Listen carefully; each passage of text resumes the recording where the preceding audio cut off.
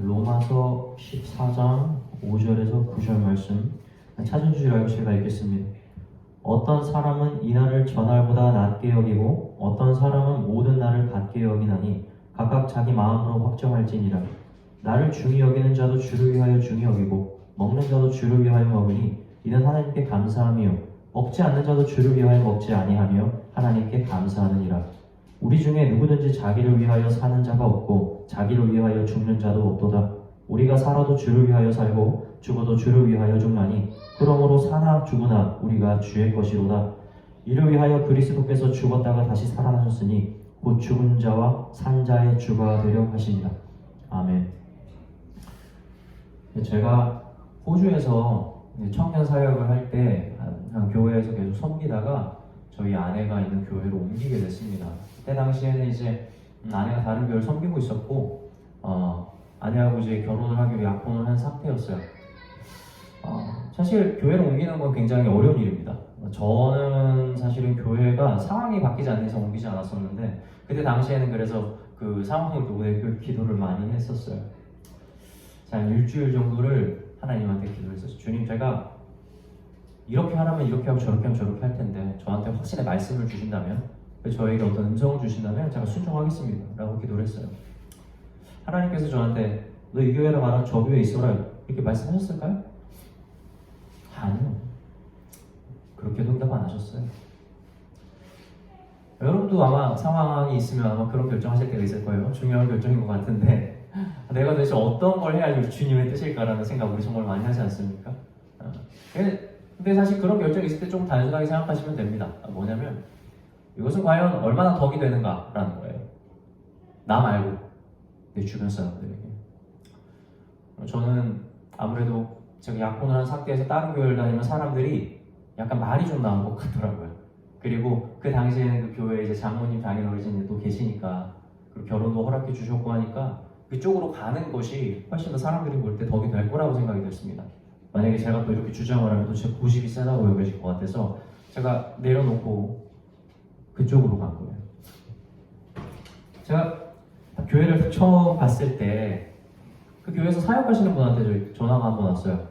아주 이 강도사님 만나서 우리 식사 한번 하시죠.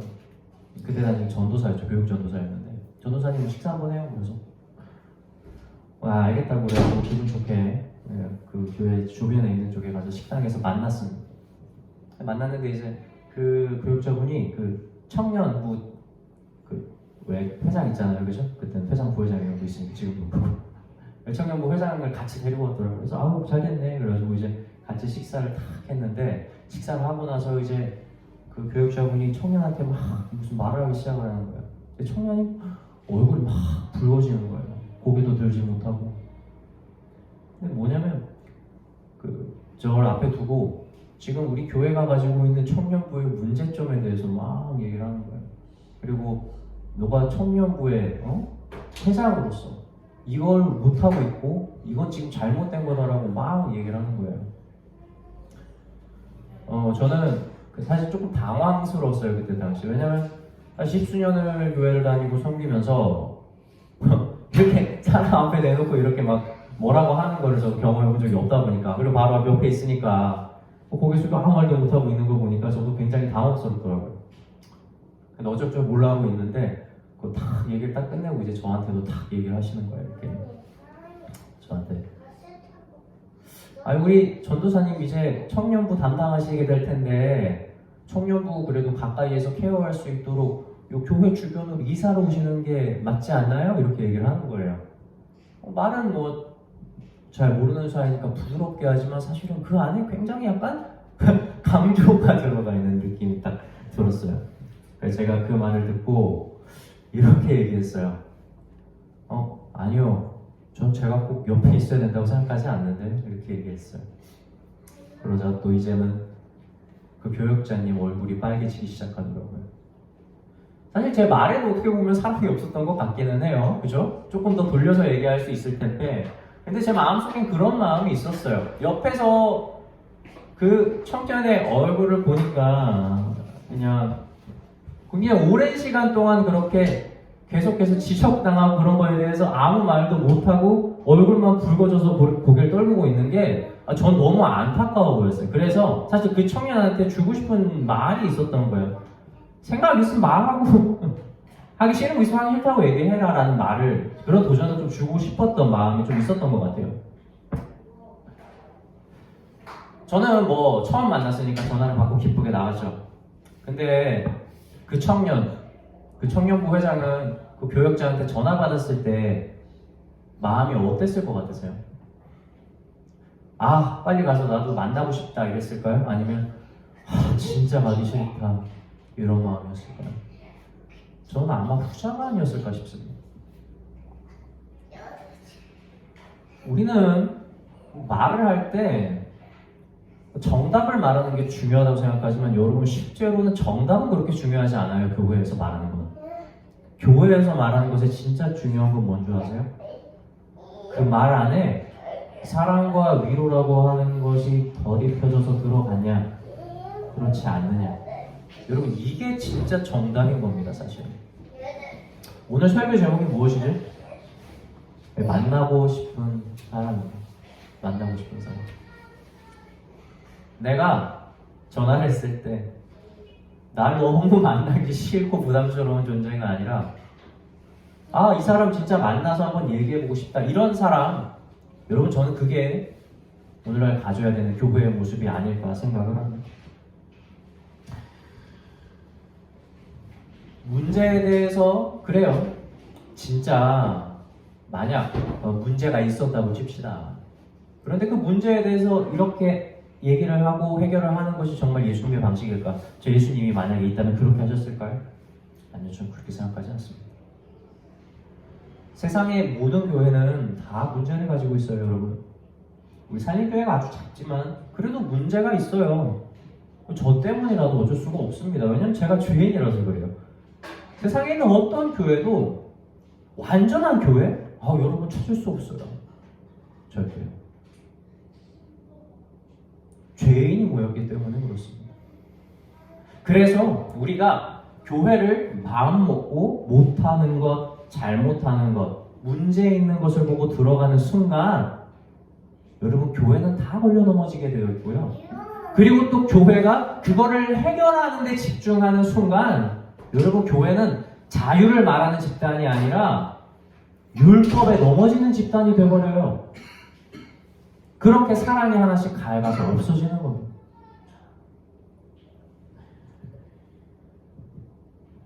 얼마 전에 뉴스를 보는데 그 뉴스 제목이 이거였어요. 잠을 자다가 깬 사람이 절대 하지 말아야 될 것이라는 뉴스였어요.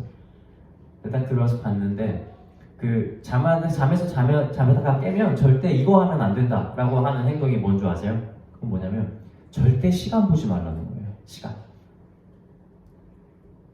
사실 시간을 보는 행위 때문에 잠을 못 잔다라고는 할 수 없어요. 근데 시간을 보면 우리 마음 가운데 뭐가 찾아온다는 거죠. 그게 뭐예요? 나 지금 빨리 자야 되는데, 지금 안 자면 안 되는데, 이 마음이 찾아와서 더 잠을 못 자게 된다는 거예요. 그래서 자다가 깼을 때는 시간 보지 말고 그냥 있으라는 거예요. 다시 말하면 자야 한다는 생각을 찾아오게 만들지 말아야 잠을 잘 수 있다는 거예요. 참 아이러니하죠? 자야 한다는 생각을 하면 잠을 못 자는 거예요. 우리가 잠에 드는 걸 생각해보면 사실은 자야 한다는 생각이 있어서 자는 게 아닙니다. 반대인 거죠, 우리. 잠이 아니라 다른 걸 생각을 하니까 잠에 드는 거예요. 그렇게.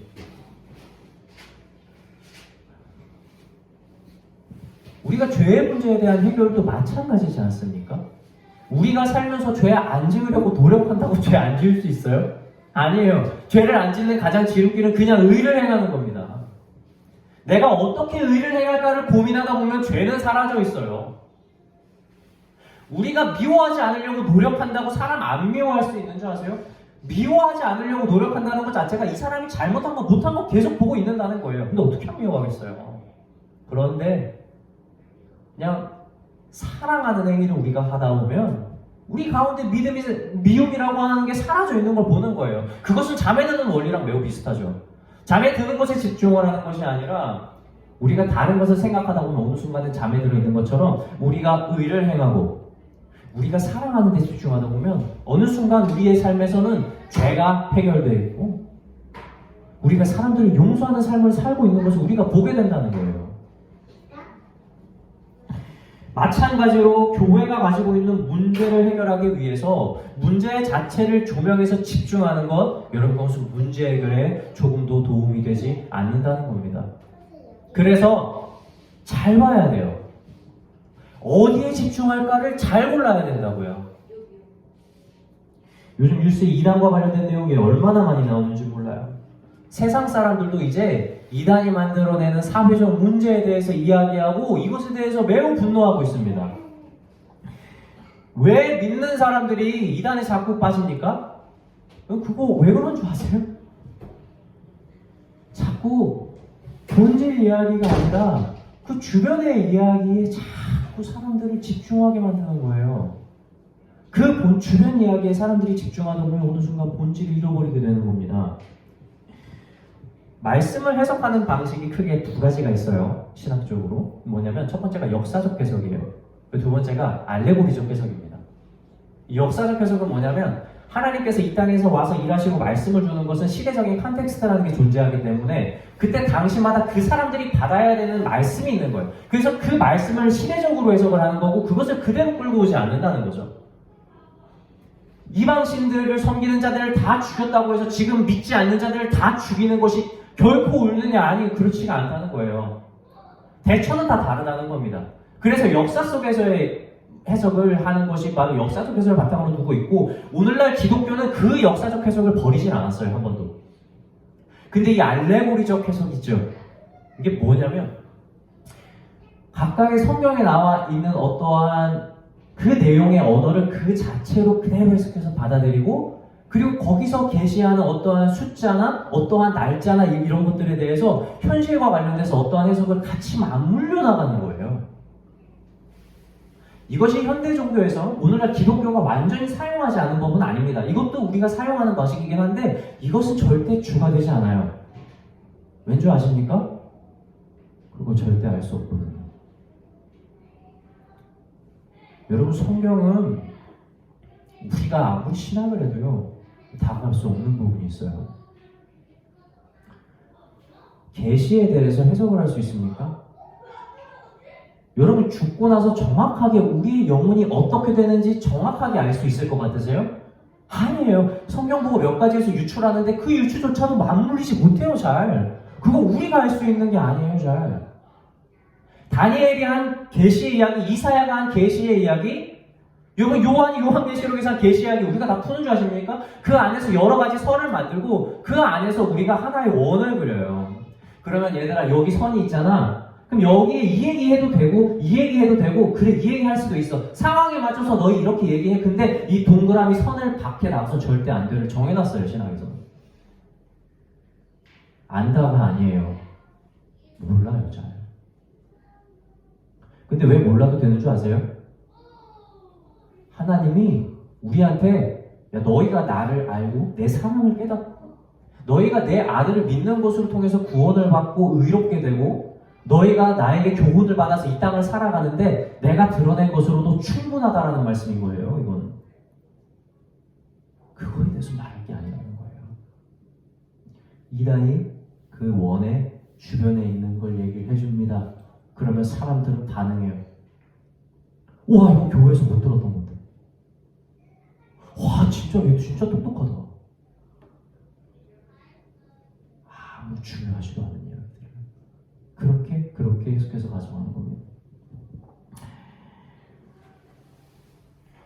호주에서 집회를 했을 때 현대종교 이사장이자 평집장이신 이 탁치엘 소장님께서 와서 설교를 해주셨어요. 이분 정말 대단하신 분이세요. 사실 아버지가 이단한테 테러를 당해서 돌아가셨어요. 첫 번째, 두 번째 테러에 살아나셨었는데 이 세 번째에 돌아가시게 됐어요. 본인이 물려받아서 하는 거죠. 그래서 이단을 연구하시는 분입니다.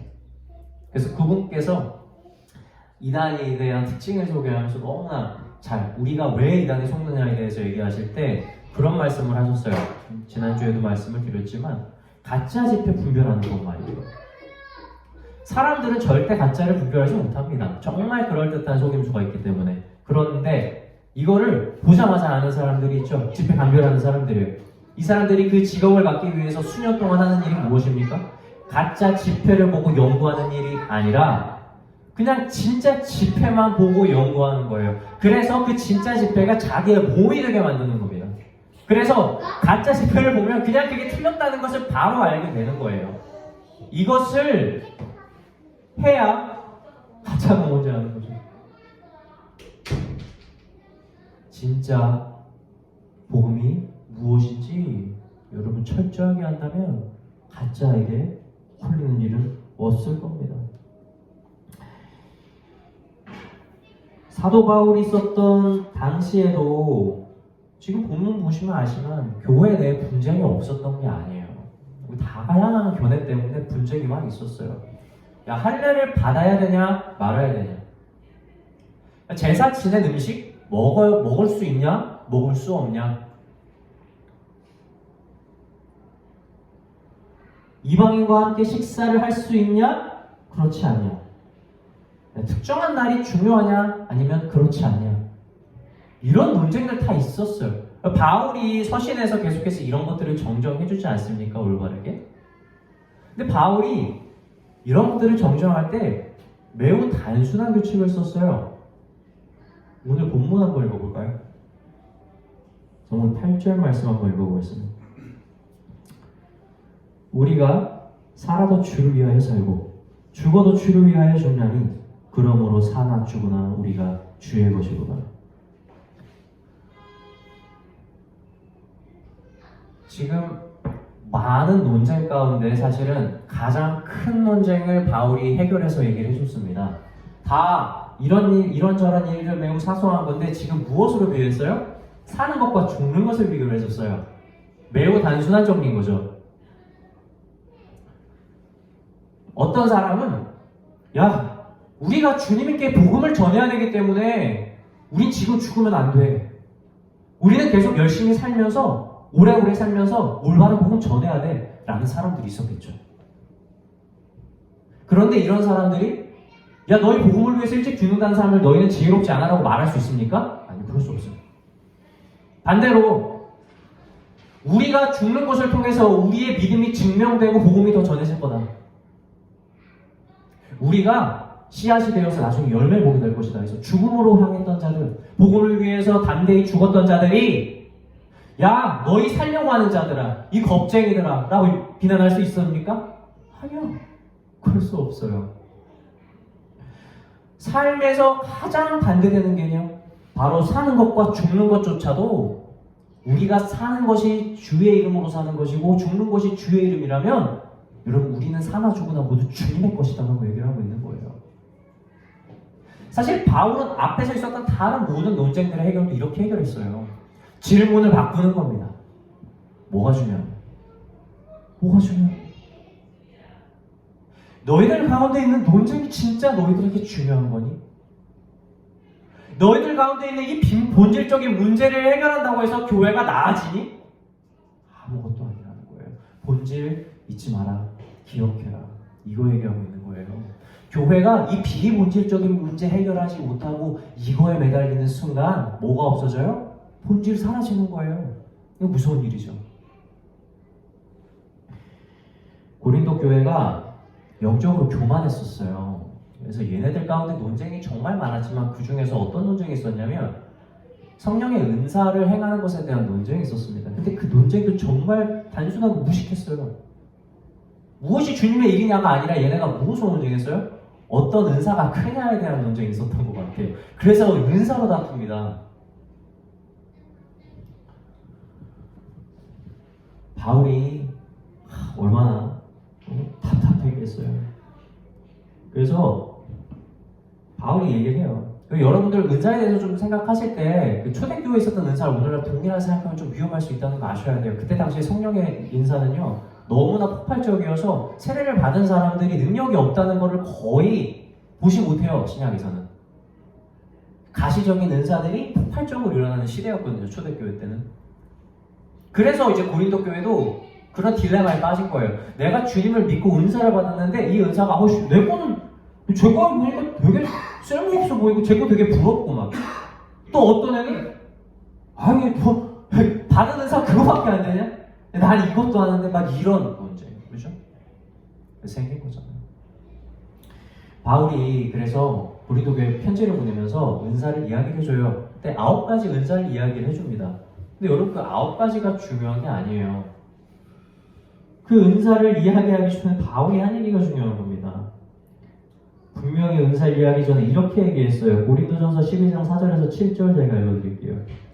은사는 여러 가지나 성령은 같고 지금은 여러 가지나 주는 같으며 또 역사는 여러 가지나 모든 것을 모든 사람 가운데서 역사하시는 하나님은 같으니 각 사람에게 성령의 나타남 주심은 유익하게 하려 하십니다. 바울이 계속 동일하게 강조하는 게 뭡니까? 야, 니들 다양하게 받았네. 그때 맞아. 근데 그거 누가 준 거야? 하나님. 동일한 주인이 준 거야 라고 얘기를 하고 있는 거예요. 동일한 주인에게 받은 은사예요. 은사 종류가 뭐가 중요해요? 은사의 크기가 뭐가 중요하냐고요. 그걸 우리에게 주신 분이 하나님이라는 본질을 잊으면 그게 무슨 효과가 있냐는 겁니다. 오늘날 우리에게도 은사가 있을 수 있습니다. 근데 여러분 그 은사가 나는 얼마나 큰 은사지? 이런 거 하나도 안 중요해요. 내가 받은 은사는 우리 바울이 말했던 9가지 은사 중 어떤 걸까 찾는 거 안 중요해요. 바울이 전에 있던 말에 해당이 되는지를 확인하는 게 중요한 거예요. 뭡니까? 이 은사를 나에게 주신 분이 정말 우리 하나님이 맞는가? 그걸 무엇으로 확인할 수 있습니까? 하나님이 나에게 주신 은사가 정말 하나님의 뜻대로 실현되고 있는가? 여러분 이게 은사인지 아닌지를 점검하는 가장 중요한 키포인트예요. 오늘날에는. 만약 그 안에 그 은사가 아무리 놀라워도 여러분 그 열매가 하나님이 맺게 하시는 게 아니라면 여러분 마귀도 우리에게 은사를 줄 수 있습니다. 귀신도 능력 행할 수 있어요.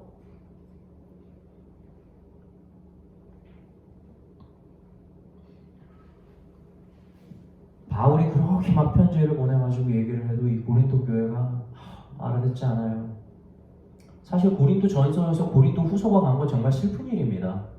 고린도 후서에서 더 강경하게 바울이 얘기하지 않습니까? 바울이 너무 답답해서 고린도 교회에서 다시 편지를 보낼 때 이런 말을 적었어요. 뭐라고 적었냐면 야 내가 정말 부득불 자랑 하나 할게 라고 얘기해요. 그러면서 뭐라고 하냐면 제3자처럼 얘기하거든. 야 내가 한 사람 알거든. 걔가 그때 당시에는 육신에 있었는지 아니면 영에 속했는지 나 잘 모르겠어. 근데 얘가 말이야 3번째 하늘에 올라갔어. 이걸 얘기합니다.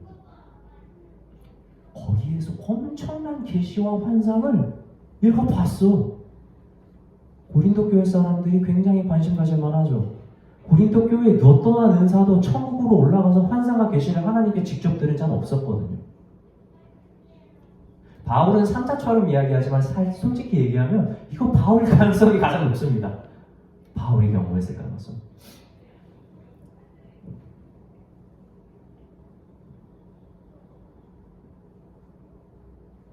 바울이 이거 자랑하려고 했어요? 진짜 야 니들 은사 그거밖에 안 되네? 애들 이렇게 하는데 자랑했어요? 아니에요. 자랑했다면 바울이 그 계시에 대해서 자세하게 풀었을 겁니다. 근데 바울이 자신이 경험했던 것을 어떻게 마무리 짓는지를 여러분 정확하게 아세요. 제가 읽어드릴게요. 고린도후서 12장 6절 말씀. 그러나 누가 나를 보는 바와 내게 듣는 바에 지나치게 생각할까 두려워하여 그만두노라. 말 끊어버렸어요.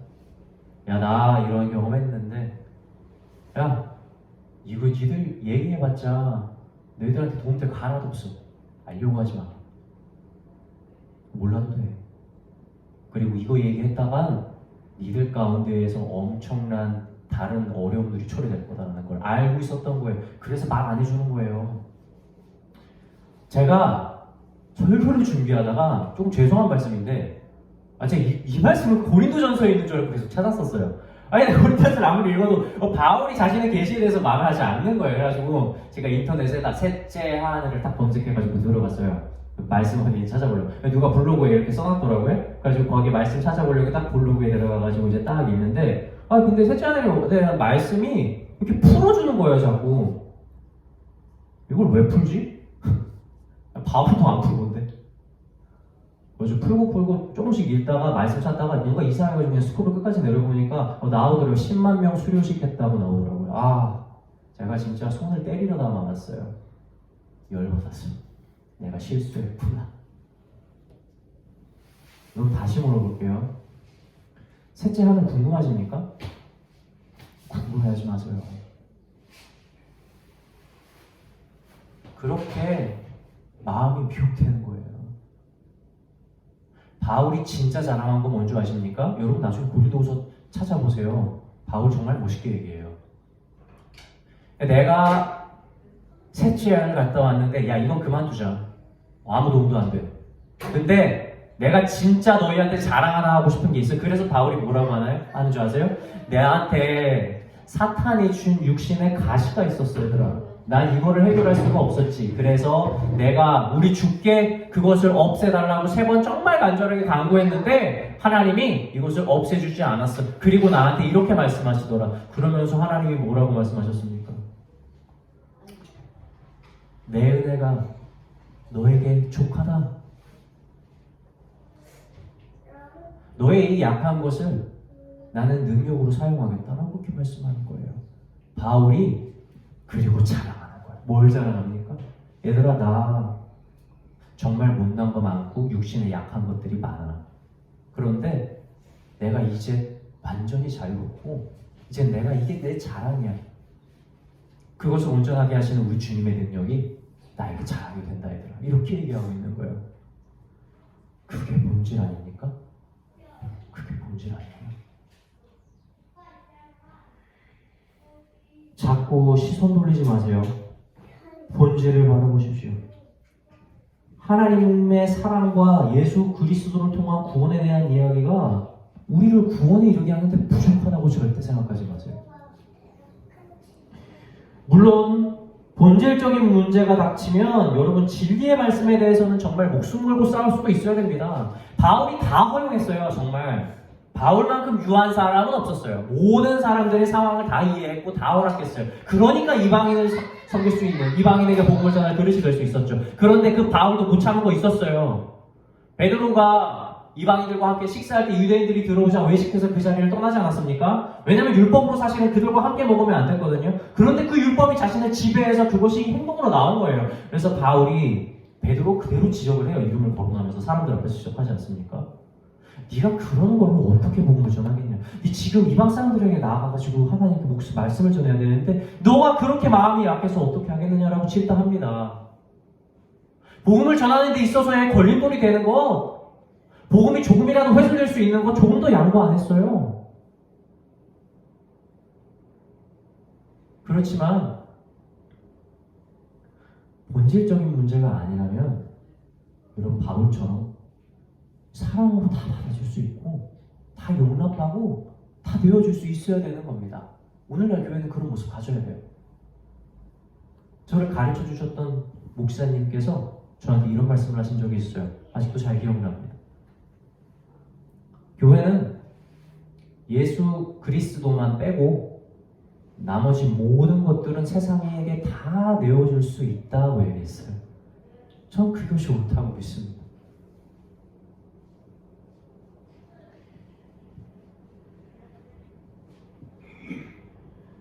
그래서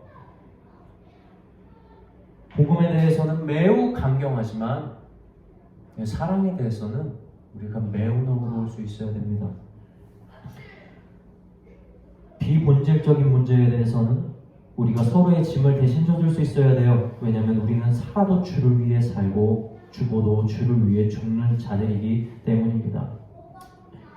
그리스도인들을 볼 때, 교회를 볼 때 세상 사람들은 만만하게 봐야 돼요. 교회를 오는 것이 부담스럽지 않고 성도의 교제를 나누는 것이 기쁨이 되고 우리를 볼 때마다 마음의 고통이 아니라 회복이 일어나고 우리에게 자신의 어려움을 말할 수 있을 만큼 아까 청년 말씀드렸잖아요. 만나자고 연락 받았을 때 마음이 얼마나 스트레스 받았을까라는 생각. 여러분 그렇다면 과연 우리의 모습은 어떨까? 여러분 그런 이웃 되십시오. 그런 성도 되십시오. 그리고 그런 살림교회가 되십시오.